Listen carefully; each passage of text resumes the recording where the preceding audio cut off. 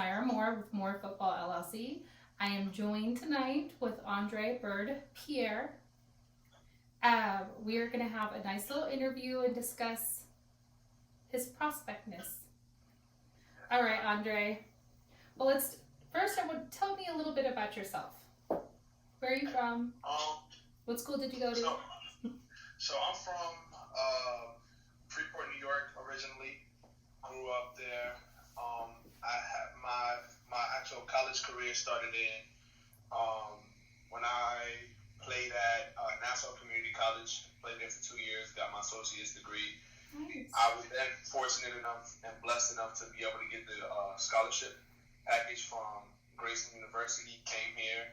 I did what I had to do, and now, my name is being out there and it has been brought out there. So, and I'm here now. So I feel that, it was. You're just grinding.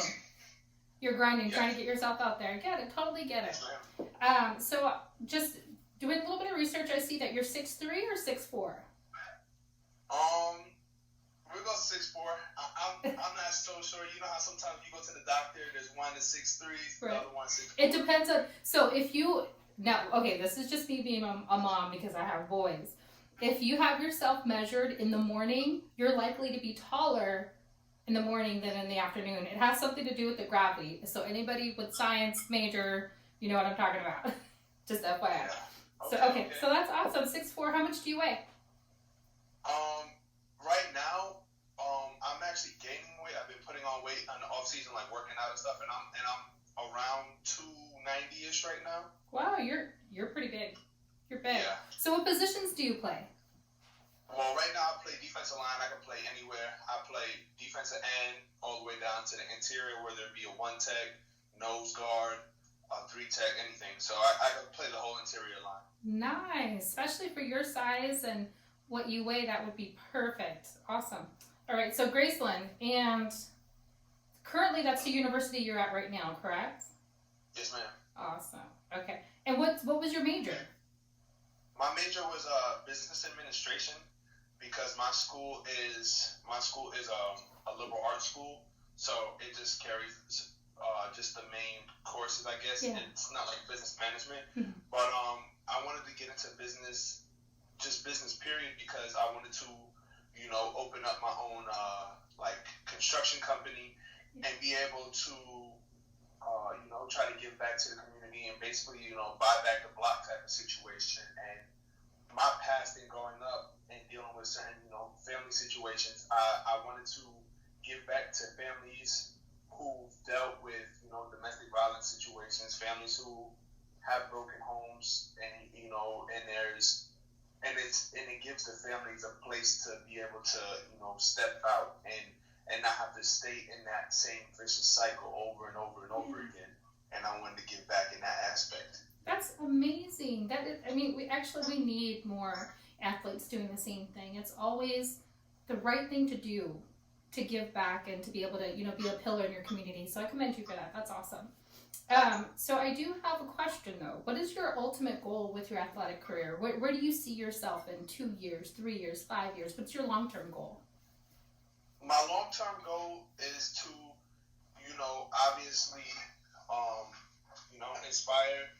inspire change for the younger kids, and also be able to, leave a legacy, like what I was saying before about the broken homes and stuff. You could make it from a bad situation and make it positive, and that's where I want to see myself in the end.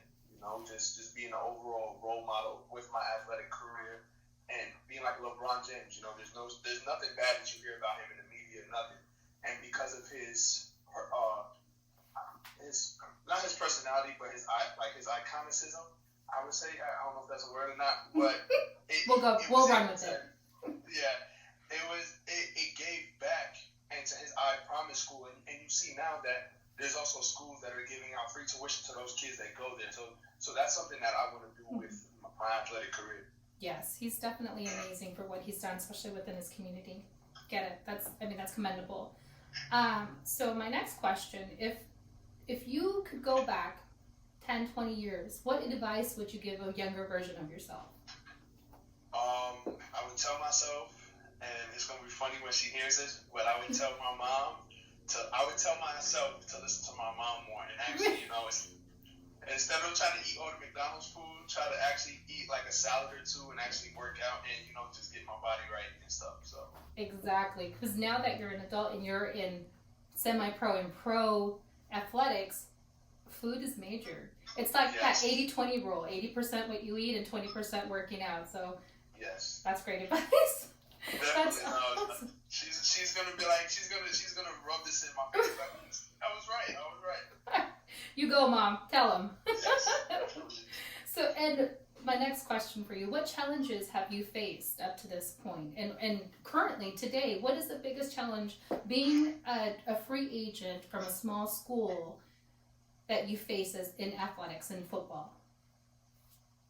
The challenges I face is, am I doing enough, or am I doing what I'm supposed to be, or am I supposed to, like, you know what I mean? Like, cause we're going up against people and players who went to the Alabamas, to the Clemsons, and to the juggernaut schools and stuff, and it's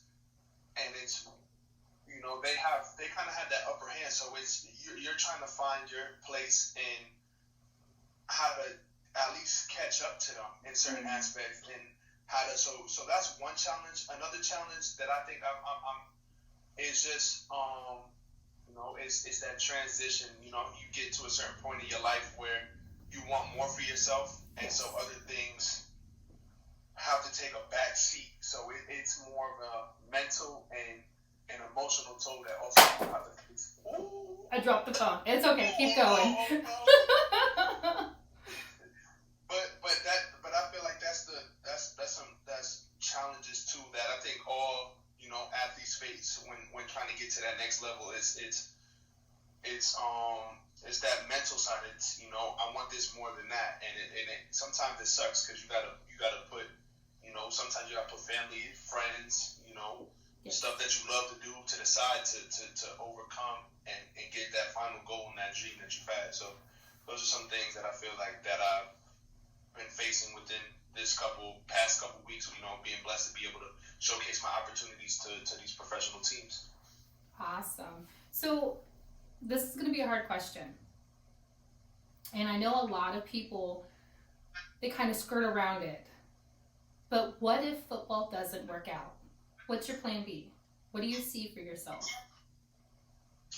Honestly, my plan B would be to go into coaching, and just honestly, like what I said before about giving back to my community, because in high school, we have this program that's run in New York State. I don't know if it's anywhere else, but in your 11th and 12th grade year of school, you're allowed. They have this program called Bird-Pierre vocational school. It's basically a vocational school, and it trains kids into actual like trades, like carpentry, electrician, plumber, nursing, culinary, whatever it is that you want to do.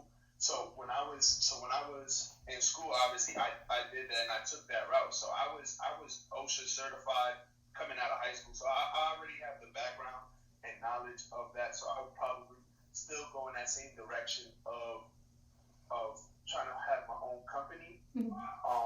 So that's really what I would try to do. That's amazing. That's good. Trades is so important, especially right now. Me, with my business background, I know how important it is. So definitely commendable.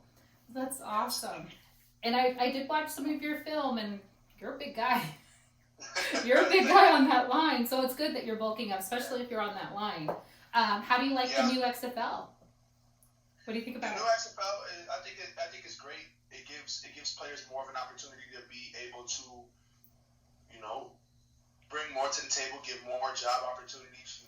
Especially when we saw the AAF, they came in. It was great, because for my school, it's right out here in Iowa, and they were thinking about for the second season bringing out teams to that area.